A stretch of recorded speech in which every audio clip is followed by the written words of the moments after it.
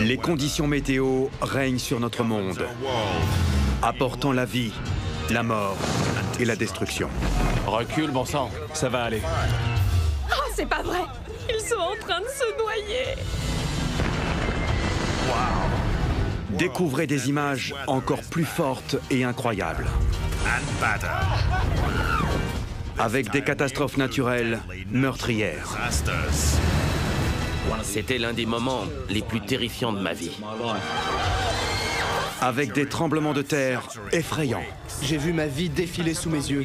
J'ai cru que je m'en sortirais pas. J'ai vu un immeuble entier s'effondrer. On aurait dit un film catastrophe.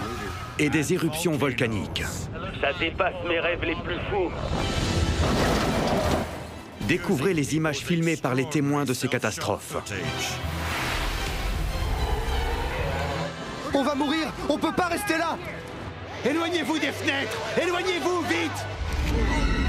Et leurs histoires défiant la mort. Sur le coup, j'ai vraiment cru qu'elle était morte. J'ai dû jouer les cascadeurs pour me sortir de là au plus vite. Je pensais que j'allais mourir brûlé vif. Nous allons nous retrouver nez à nez avec Dame Nature. C'est dingue! C'est complètement dingue! Et être les témoins privilégiés Attrape ma main! de la puissance des éléments naturels. La montagne allait nous engloutir. Ça vient vers nous! C'est l'enfer ici! C'était terrifiant. Je n'avais jamais rien vécu de pareil de toute ma vie. Mettez-vous à l'abri! Tout de suite!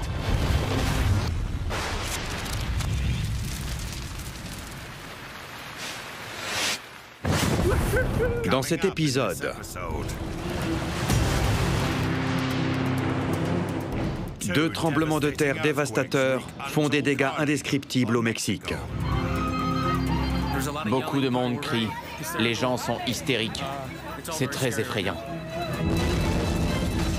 Un chasseur d'orage se retrouve englouti par la plus grosse tornade du monde.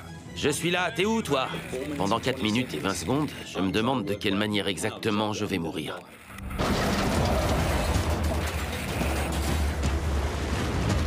Un accro aux sensations fortes plonge droit dans l'une des plus grosses tempêtes de Grande-Bretagne.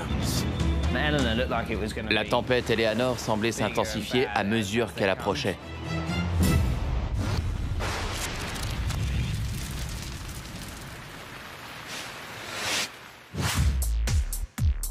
Nous sommes au Mexique, le 7 septembre 2017.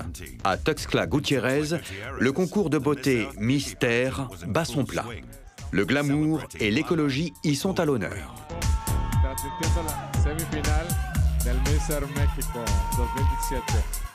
Pour la candidate Karen Bustos, cette soirée restera bientôt gravée dans sa mémoire à tout jamais. Nous en étions à la demi-finale. Nous étions toutes sur scène. Ils s'apprêtaient à annoncer les gagnantes quand le tremblement de terre s'est produit.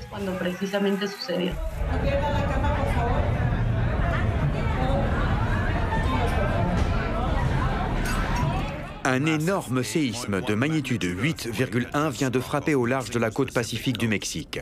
C'est le plus gros tremblement de terre survenu dans le pays depuis un siècle.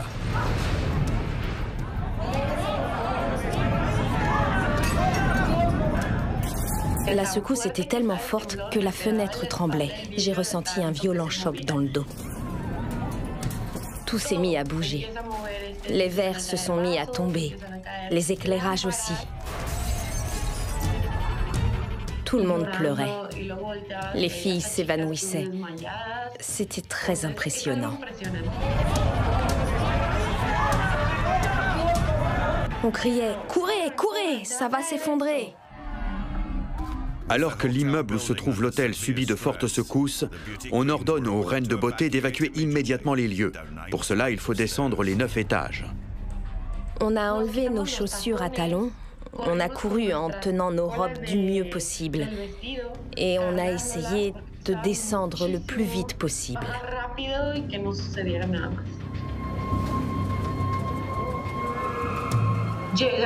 On est toutes sorties de l'hôtel. L'une des filles a été prise de convulsions. C'était impressionnant à voir. 98 personnes trouvent la mort lors de cette nuit fatidique. Le gouvernement déclare l'état d'urgence. En hommage aux victimes, Mystère Mexique annule la finale et déclare Karen gagnante. Ça a été une expérience très intense qui m'a profondément bouleversée. Beaucoup de personnes pensent que la nature nous appartient, mais c'est l'inverse.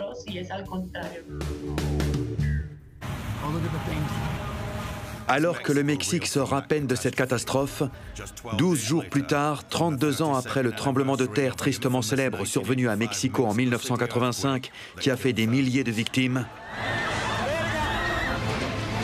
la ville est de nouveau frappée par la terreur, avec un séisme de magnitude 7,1. S'accrochant à la vie dans leur appartement situé au 11e étage, se trouvent un frère et une sœur, Gerardo et Tania Eichelman. Tania et moi, on luttait, on criait. Personne ne nous entendait. On n'entendait rien. Juste des coups. Et la terre qui craquait. Je n'ai jamais vécu un truc pareil. On entend le béton qui fait comme ça.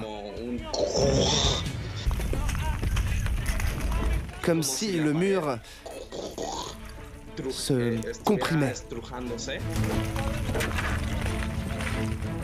On entend le bruit du béton qui cogne contre le béton. Et puis, on entend... Tania n'arrêtait pas de crier. Pitié, mes anges gardiens, veillez sur moi, s'il vous plaît. Quand j'ai vu l'immeuble commencer à se fissurer, j'ai vu ma vie défiler devant mes yeux. J'ai cru que je m'en sortirais pas. Nous verrons tout à l'heure ce qui va arriver à Gerardo et Tania alors qu'ils frôlent la catastrophe.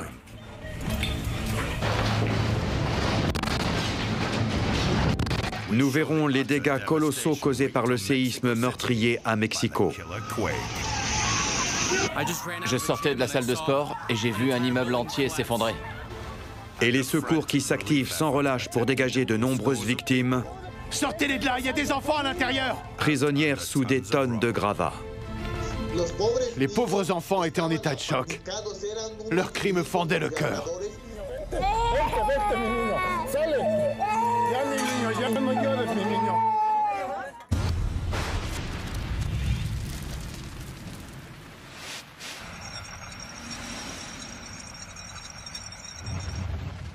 Parmi les catastrophes naturelles meurtrières, les séismes font partie des pires coupables.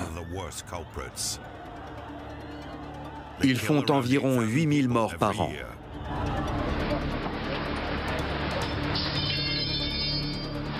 « 185 victimes sont à déplorer dans ce tremblement de terre survenu en 2011 à Christchurch, en Nouvelle-Zélande.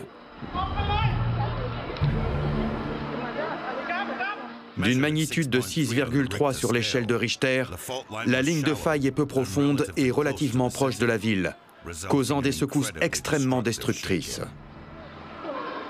L'année précédente, un séisme plus fort d'une magnitude de 7,1, apparu plus en profondeur, n'avait pas fait de victimes.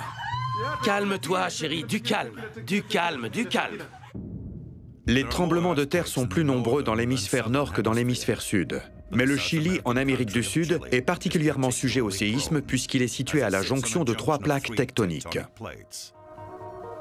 Assieds-toi, assieds-toi. Ça va s'arrêter, ça va s'arrêter. Du calme, du calme. C'est lorsque ces plaques frottent l'une contre l'autre que se produisent les activités sismiques. Ça va s'arrêter, ça va pas durer. Ça va s'arrêter, je te dis.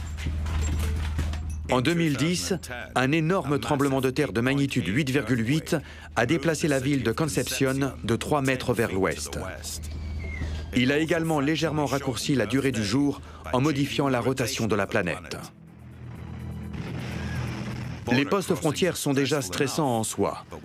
Mais quand, en plus, un violent séisme de magnitude 7,8 survient, la tension est à son comble. Les montagnes du Tibet s'animent tandis que retentit le fracas de la terre qui se déchire et des rochers qui dégringolent. Mais heureusement, les constructions sont robustes. Ces personnes ont donc seulement eu la peur de leur vie. Chacun sait à quel point il est difficile de prévoir les séismes. Mais quand il s'agit d'être pris au dépourvu, ce jeune Chilien remporte la palme.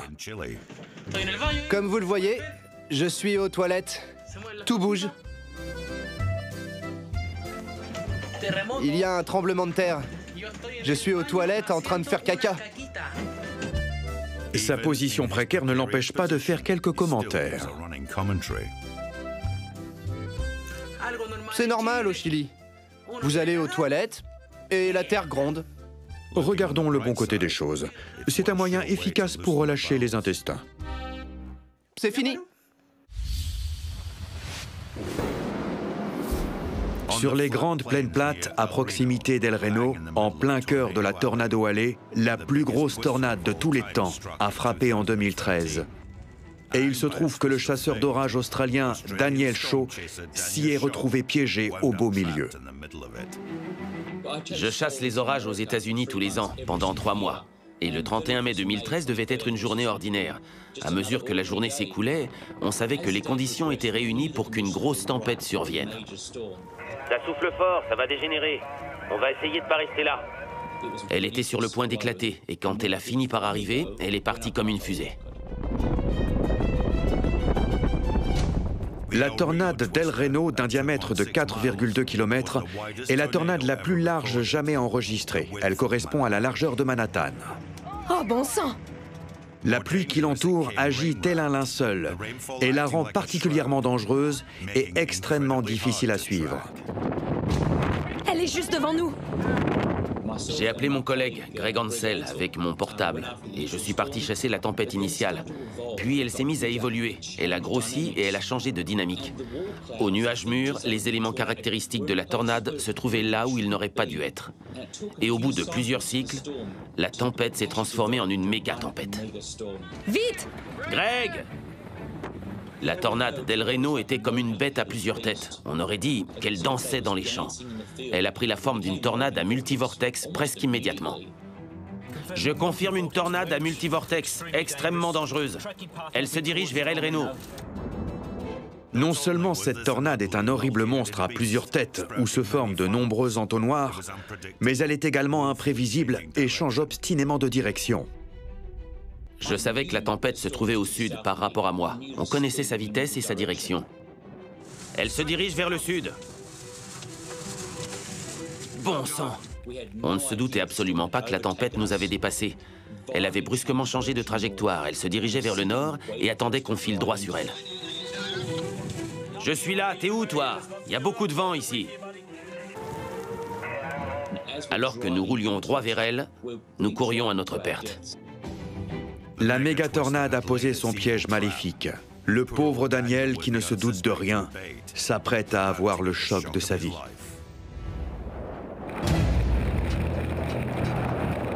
Six secondes après avoir réalisé que quelque chose clochait, le semi-remorque m'a percuté. Le moment de l'impact a été sans aucun doute l'un des moments les plus terrifiants de ma vie. Dans un instant à la fois de sang-froid et de panique, j'ai pris la décision de dégager la voiture, au cas où le camion se renverserait. Et qu'est-ce qui s'est passé? Il a basculé. Si je n'avais pas eu cet éclair de lucidité, je serais mort, broyé par ce camion. Mais ce n'était que le début. Ce qui s'est passé ensuite, ce sont les 4 minutes et demie les plus terrifiantes de ma vie. La Jeep de Daniel et ce camion de 40 tonnes sont désormais tombés entre les griffes de la tornade. Avec des vents soufflant jusqu'à 470 km/h, elle est capable de projeter sa voiture en l'air comme une vulgaire poussière.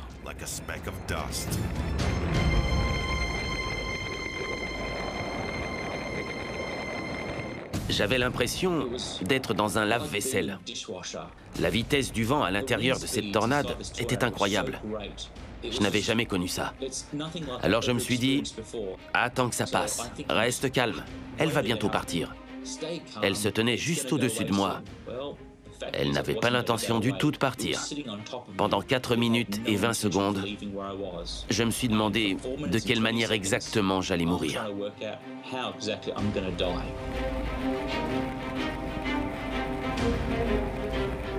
4 minutes et 20 secondes à s'imaginer comment on va mourir, c'est long. D'une certaine façon, j'ai eu la chance que le camion m'ait percuté. Le fait qu'il ait été là, j'ai pu garer ma voiture dans son toit et m'en servir comme pare-choc. Ça m'a sauvé la vie. C'était ma seule protection. S'il n'avait pas été là, je suis sûr que lorsque ces sous-vortex ont frappé, ils auraient emporté ma voiture et m'auraient éjecté. Ça a duré une éternité. Je croyais qu'elle était partie, et puis elle revenait, et ainsi de suite. Cette tornade a fait demi-tour plusieurs fois, ça n'en finissait pas. Mais quand elle a finalement commencé à se dissiper, j'ai pu soupirer de soulagement. La chose la plus réconfortante que j'ai jamais vue, c'est cette lumière bleue et rouge qui clignotait derrière moi. Là, j'ai réalisé que finalement, je m'en étais sorti. Chose extraordinaire, le destin a voulu que le chauffeur du camion et Daniel s'en sortent indemnes. Allez, on file. Mais 4 autres chasseurs d'orage n'ont pas eu cette chance et ont péri dans ce monstre gargantuesque de la nature. En tout, on compte 8 morts, 151 blessés et on estime les dégâts matériels à 40 millions de dollars. La particularité de la tornade d'El Reno était sa taille. Elle était gigantesque. C'était une série de tornades. Chacune en dissimulait une autre. Elle a fait des choses totalement inédites. Le fait que ce soit une tornade qui pulvérise tous les records prouve à quel point la nature peut être imprévisible. Cette furie était le diable en personne.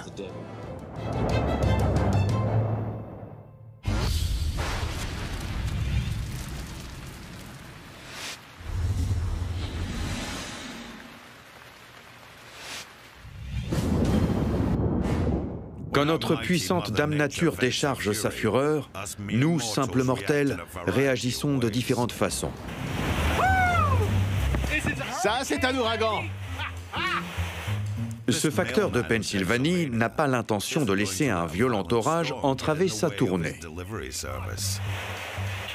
L'orage pousse ma voiture! Il faut que je livre mon courrier, mec! Alors que des vents de 130 km/h secouent sa camionnette, elle risque de basculer à tout moment. Sans blague, l'arrière de ma camionnette s'est soulevé. Il faut que je livre mon courrier, moi! Voilà un exemple typique de défi à l'adversité extrême. Cette femme regarde l'ouragan Irma en train de malmener violemment un arbre situé dans son jardin. Oh bon sang, j'en reviens pas. Le sol se soulève et fait bouger cet arbre immense.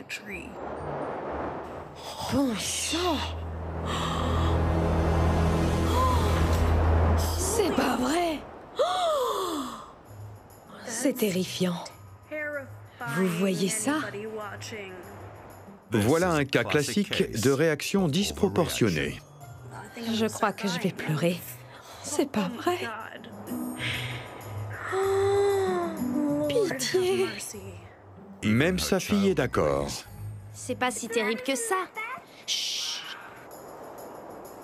Pendant ce temps, à Jacksonville, en Floride, Cette satanée pluie arrive! la réaction de cet homme après la chute de cet arbre suite à l'ouragan Irma ne peut être décrite que comme une surexcitation extrême. Comme vous le voyez, l'arbre qui se trouve derrière moi a arraché la grille. Puis il est tombé sur le toit. Il s'est écrasé dessus et il l'a bien amoché. À Los Angeles, cet homme s'émerveille d'une pluie torrentielle. Ouh, ça va tomber pendant un bon bout de temps. Rien de particulier ne se produit jusqu'à ce que... Regardez!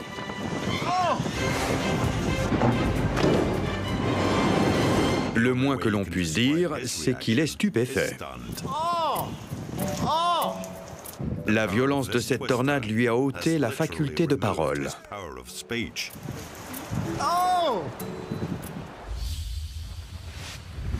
Tout de suite, l'un des volcans les plus actifs du monde s'emporte.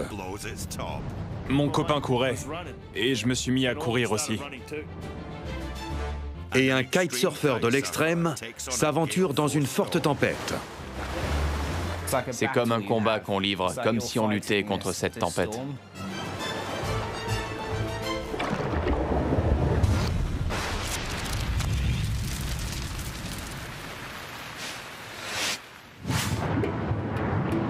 Comme les séismes, les volcans se trouvent sur les lignes de faille de la Terre, des endroits vulnérables qui leur permettent de décharger leur fureur.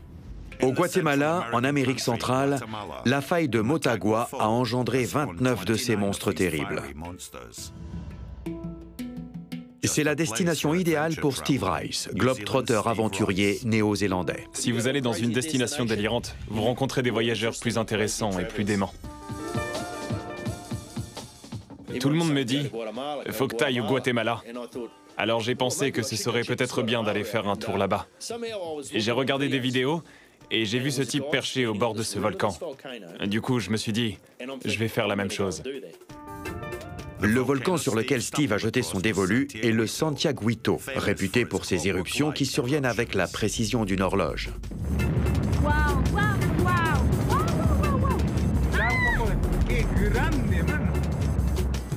J'observe le volcan parce que je veux le gravir. Il entre en éruption toutes les 20 ou 30 minutes, à point nommé. Ainsi, il relâche la pression régulièrement et ses éruptions sont prévisibles. Du coup, je me dis que c'est sans danger. Enfin, je ne suis pas volcanologue. Il y a quand même un risque de mort. En février 2016, Steve concrétise son rêve en rejoignant une équipe hétéroclite pour une expédition sur le Santiaguito. Il y avait un Français et un Belge. Le Belge n'avait pas de pull. Alors il mettait son sac de couchage sur lui et il marchait avec pour essayer de se tenir chaud. La randonnée est un peu difficile et quand on grimpe au milieu de ces vieux cratères éteints, toutes les plantes sont recouvertes de cendres issues du volcan. À mesure qu'on se rapproche du sommet, il n'y a plus du tout de végétation. Le paysage est dépourvu de végétation, comme sur la Lune. Vous entendez quelque chose? Non, on n'entend rien. On ne voit rien et on n'entend rien. Il y a ces énormes roches et ces pierres qui ont été crachées par le volcan. Il y a des tas de pierres et de la cendre partout. Il y avait quelque chose d'effrayant à propos de ce volcan. Il était recouvert de brume et on entendait les roches craquer, comme si le sol bougeait.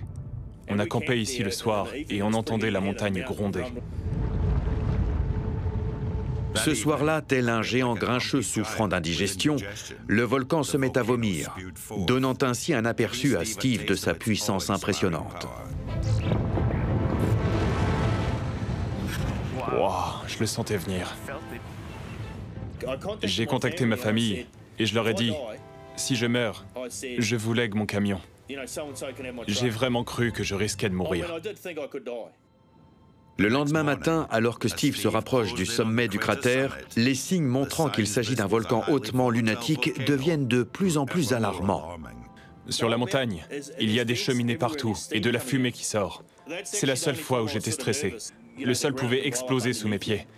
Quand j'ai marché sur le bord, j'en avais la chair de poule. On aurait dit le bruit d'un avion à réaction. Le sol est chaud. Ça fait un vrombissement. Mais le bruit change constamment à cause de la pression.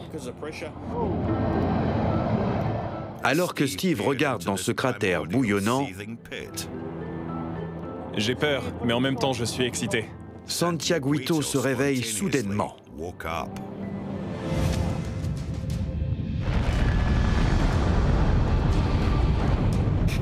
Oh la vache, faut pas rester là.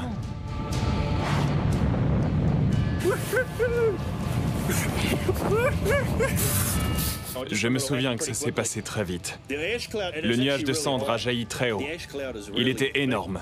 J'étais là à regarder et je me disais « Waouh !» Oh la vache, j'y crois pas. Je me suis retourné et j'ai vu mon copain courir. Et je me suis mis à courir aussi. Ah, c'est les pierres! On est parti au bon moment. Après avoir vu Santiaguito exploser sous ses yeux, bizarrement, Steve a très envie de revenir. C'était un moment spécial pour nous. On a survécu, on s'en est sortis. Il veut célébrer le cratère à sa façon, aussi surprenante soit-elle. Je retournerai le filmer mieux que ça. J'y retournerai avec du bon matériel vidéo et je rendrai la scène très spectaculaire. Je pourrai faire la roue sur le bord du cratère en attendant que le volcan entre en éruption.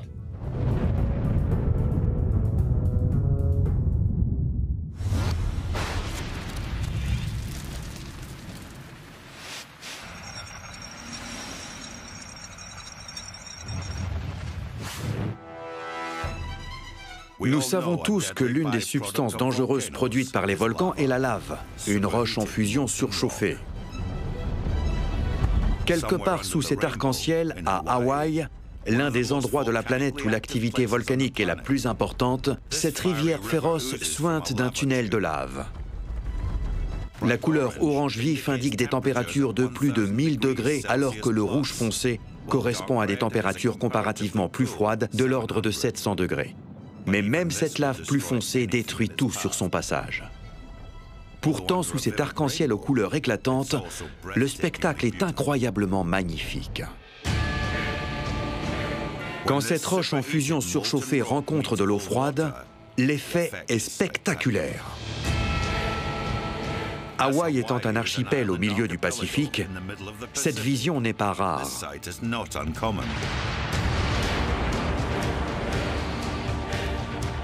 En fonction de sa viscosité, la lave peut couler jusqu'à 65 km/h. Alors que cette cascade de lave frappe l'océan, l'eau bout instantanément et forme des nuages de vapeur. Un jacuzzi marin prêt à l'emploi, offert par Dame Nature. Le son se propage à plus de 300 mètres par seconde. Cet homme est la preuve vivante que la lave peut frire les cellules du cerveau à distance. On est au beau milieu de ce qui semble être la planète Mars. Je suis pas sûr, mais bon. Ce qu'on va faire aujourd'hui, c'est qu'on va mettre ce téléphone dans de la lave en fusion. De la lave pure. Et on va voir s'il survit.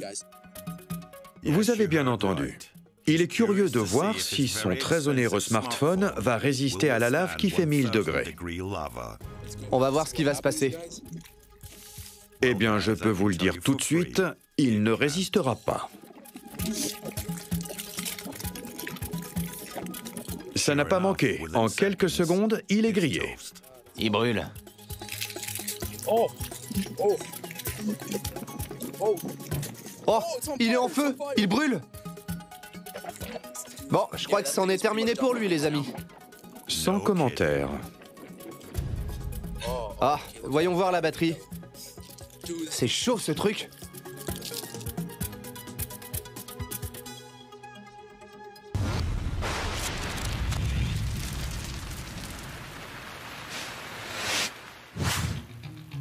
« 3 janvier 2018. La tempête Eleanor frappe l'Angleterre, menaçant des vies et causant des ravages considérables. Alors que tout le monde court se mettre à l'abri, à Portsmouth, sur la côte sud de l'Angleterre, Sam Light s'apprête à risquer sa vie pour éprouver le frisson suprême.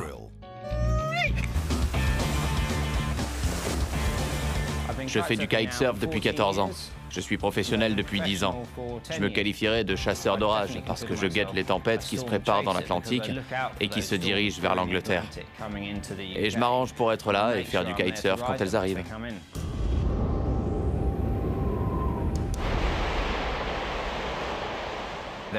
Il y avait eu beaucoup de bulletins météo d'alerte. On parlait de vents de 130 km/h qui allaient frapper la côte, avec une forte houle et des vagues énormes.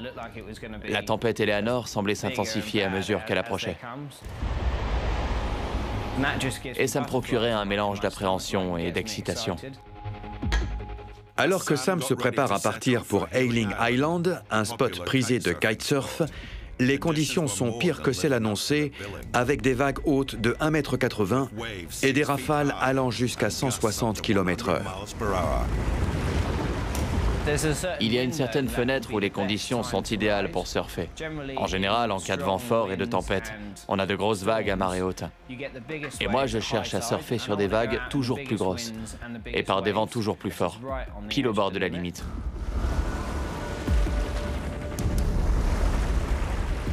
C'était vraiment l'une des plus grosses tempêtes que j'ai vues en Angleterre. Le vent était très violent.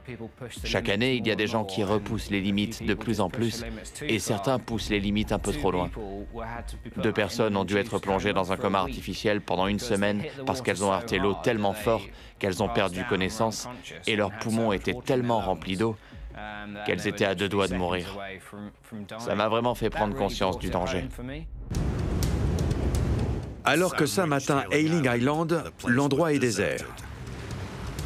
À juste titre, personne n'estime prudent de risquer sa vie.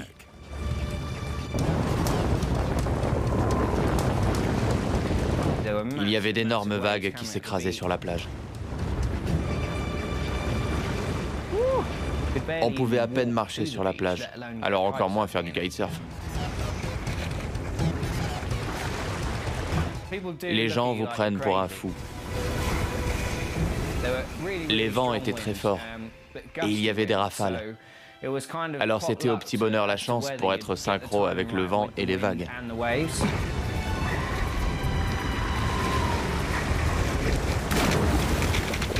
On est à la merci des éléments. On a de grosses vagues et des vents forts, surtout dans les tempêtes. C'est comme un combat que l'on mène. C'est comme si on luttait contre cette tempête.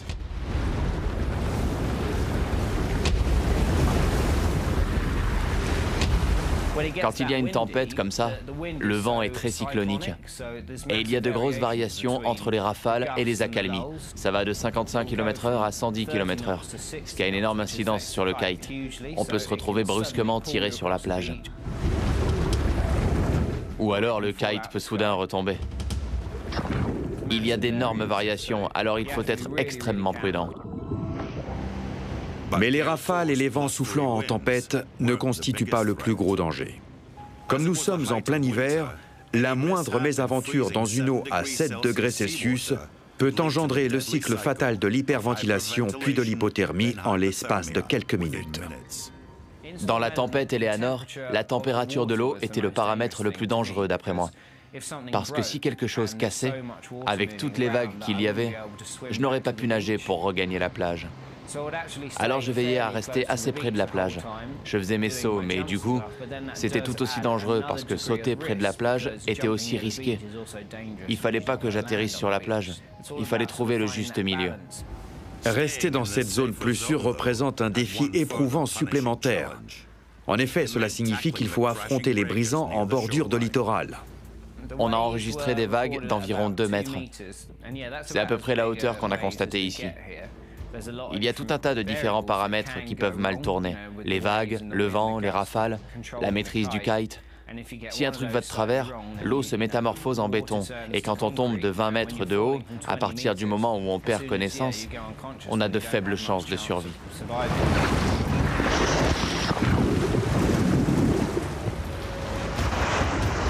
J'ai eu quelques vagues et quelques rafales super qui m'ont permis de sauter vraiment, vraiment haut.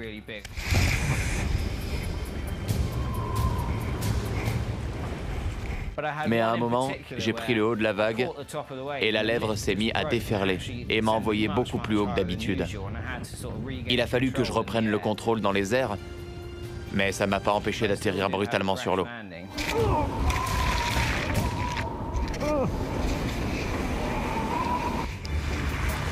Peut-être que j'ai pas suffisamment de gratitude pour Dame Nature. C'est pour ça que je suis sorti dans ces conditions. Je crois que c'est cette adrénaline et ce sentiment de conquérir la tempête qui me font sortir par ce temps-là. J'adore ça.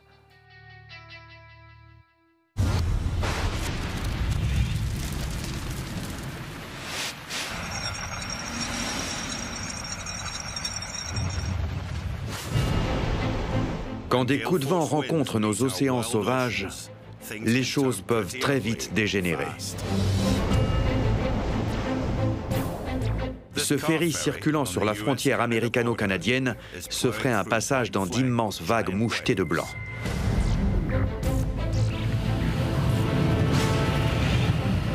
Mieux vaut ne pas être garé devant. C'est pas vrai. Cette femme ne peut qu'assister impuissante au lavage impromptu de son véhicule. Le seul problème, c'est que ce lavage à l'eau de mer est corrosif et très mauvais pour les circuits électriques. Lorsque l'océan bouillonne sous des vents de force 10, ayez une pensée pour ces pauvres travailleurs coincés sur une plateforme pétrolière. Des vagues de 18 mètres de haut balayées par le vent balancent cette plateforme comme un berceau. Pourtant, il n'est pas question de s'endormir pour les personnes à bord, en proie au mal de mer et à la peur à l'état brut. Dans la série Chasseurs d'orage, tandis que la plupart des gens ferment les écoutilles face à des vents de force 10, cet homme sort en jubilant avec sa planche à voile. Mais ses efforts en valent la peine, car il part quasiment en orbite.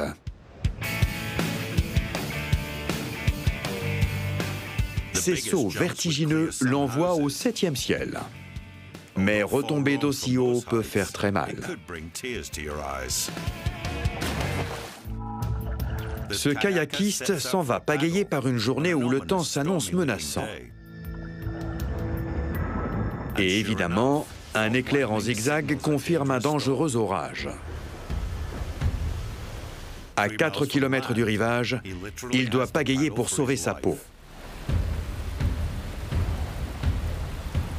Non seulement il lutte contre des vents de 110 km/h, mais les capteurs de son kayak détectent de dangereux courants d'arrachement d'une vitesse de 4 mètres par seconde. Le moins que l'on puisse dire, c'est que cet homme s'est fourré dans une véritable galère. Heureusement, il arrive de justesse à se mettre hors de danger.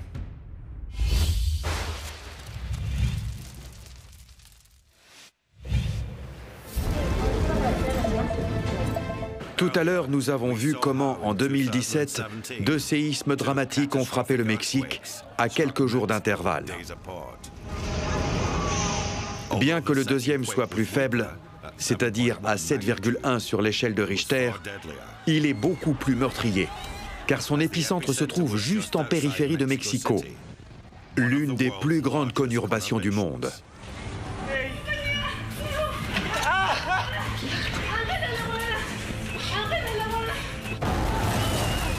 Le voyageur américain Henry Hidrovo se retrouve pris dans le mouvement de foule. Je suis sorti et ma première réaction a été de garder mon sang-froid. Je suis resté sans bouger, je ne savais pas trop quoi faire.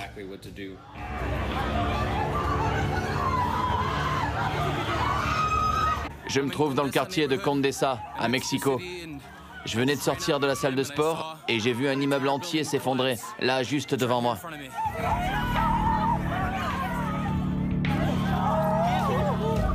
C'était surréaliste. On aurait dit un film catastrophe. C'était très effrayant. Il y avait beaucoup de bruit, mais ça m'empêchait pas d'entendre les hurlements. C'était un bruit horrible. Il y a beaucoup de cris, les gens sont hystériques. C'est très effrayant.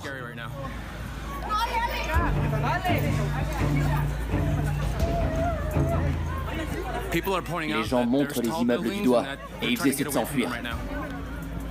Il y a un immeuble assez haut derrière moi et personne ne veut rester à côté.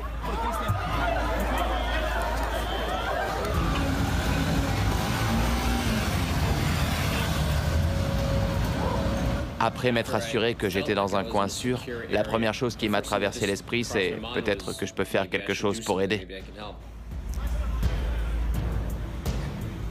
Je vais essayer d'entrer dans cet immeuble qui s'est effondré.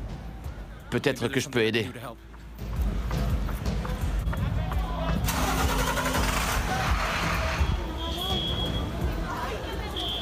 Mais quand Henry arrive sur place, Un danger encore plus important et plus dramatique l'attend. Ils disent qu'il y a une fuite de gaz.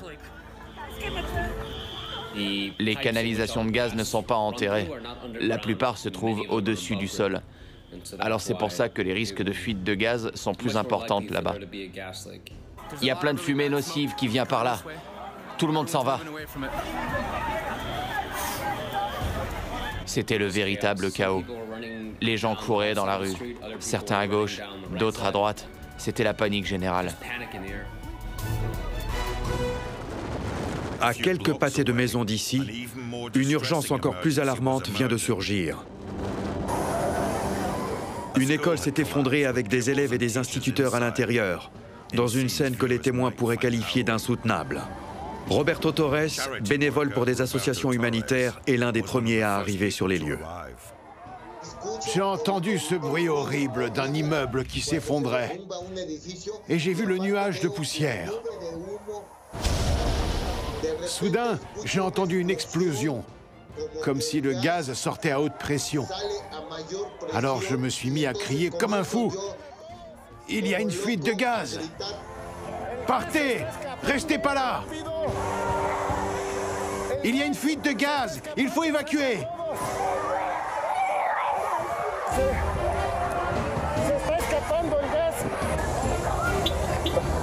Puis j'ai entendu des cris très forts. Il y a beaucoup de personnes à l'intérieur. Il y a plein de gens à l'intérieur. Ils crient. Regarde à l'intérieur. Ils crient. Appelle-les. Les pleurs des enfants venaient d'un trou. Il y a des enfants ici, au secours! À l'aide! Il y a des enfants! Ils appellent au secours! Il faut que quelqu'un de petit entre là-dedans. Sortez-les! Il y a des enfants là-dedans! Je voyais ces enfants qui étaient tous rassemblés au fond. Ils étaient 7 ou 8 et ils pleuraient désespérément. Les pauvres gamins étaient complètement paniqués. Leurs cris me fendaient le cœur. Venez par ici, venez. On s'est mis à crier. Venez par ici, venez vers nous. On les guidait vers nous parce qu'il y avait une ouverture. Et de là, on pouvait les dégager. Par ici, mon petit. Quand ces enfants nous ont vus, ils ont commencé à avancer vers nous.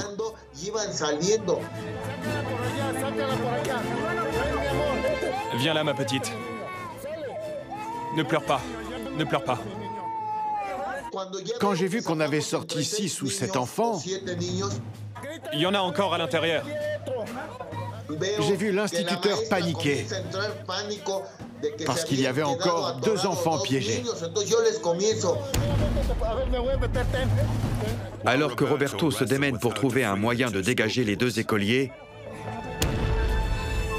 dans leur immeuble, les frères et sœurs Gerardo et Tania Eichelman ont du mal à se remettre de la peur de leur vie. Quand le tremblement de terre s'est arrêté, j'ai cru que toute la ville de Mexico s'était effondrée. Je savais qu'une autre réplique pouvait suivre. Alors j'ai dit à Tania, on y va, on descend.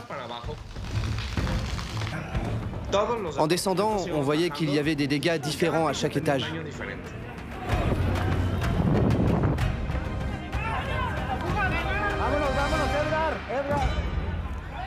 J'étais bouleversé, extrêmement bouleversé pour les gens. Je me suis dit, combien sont morts? Je me suis estimé très chanceux. J'ai eu de la chance de pouvoir évacuer l'immeuble sain et sauf.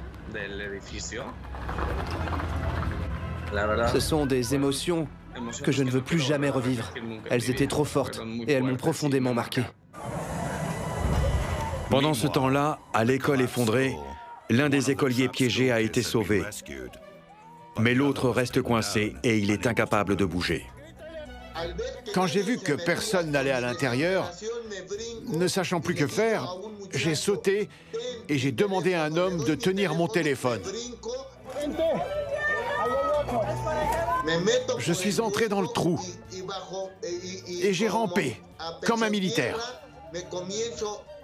Jamais de ma vie, je n'étais entré dans des gravats ou dans un trou comme ça.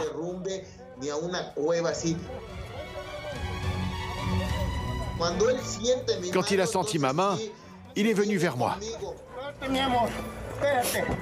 Par son acte courageux, Roberto sauve le dernier enfant. Il est par la suite acclamé pour son courage. Ils me disent que je suis un héros. J'ai agi instinctivement. Je leur suis venu en aide parce que chaque être humain se doit d'aider son prochain. Malheureusement, 19 enfants et 6 adultes sont morts dans cette catastrophe survenue à l'école primaire. En tout, le tragique séisme de Mexico a fait 363 morts, ce qui incite le président Enrique Peña Nieto à décréter 3 jours de deuil national.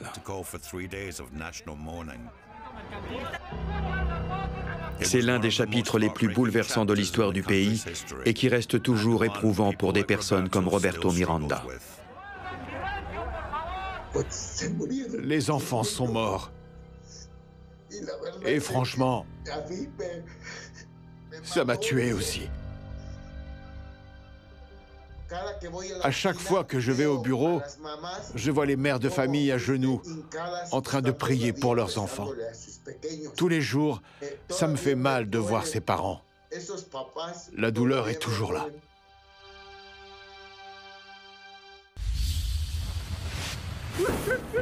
Dans cet épisode, nous avons vu la puissance incroyable de Dame Nature. Au plus près de l'action, nous avons vu à quel point nous étions vulnérables. Nous l'avons vu démolir, détruire et nous rire au nez. Vous en verrez encore plus dans le prochain épisode, parce que personne ne peut arrêter la nature meurtrière.